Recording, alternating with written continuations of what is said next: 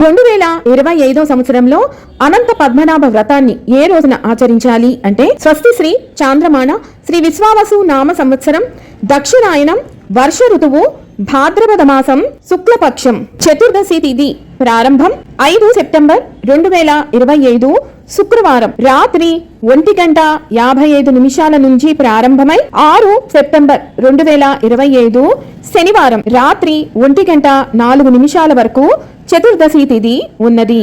అనంత వ్రతం లేదా అనంత పద్మనాభ స్వామి వారి వ్రతాన్ని ఆచరించవలసిన తేదీ 6 సెప్టెంబర్ 2025 శనివారం రోజున. ఈ రోజున నక్షత్రం ధనిష్ట రాత్రి 11:24 వరకు ఉన్నది. శాస్త్రాలు చెప్తున్న దాని ప్రకారం ఈ వ్రతాన్ని మధ్యాహ్న సమయంలో అంటే సుమారుగా 12 గంటల సమయంలో ఆచరిస్తే చాలా మంచిది.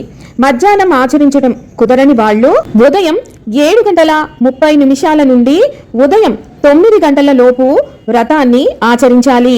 ఈ సమయంలో కుదరని వాళ్ళు ఉదయం 10:31 నుండి మధ్యాహ్నం 1:30 లోపు మీరు వ్రతాన్ని ప్రారంభించి ఆచరించవచ్చును.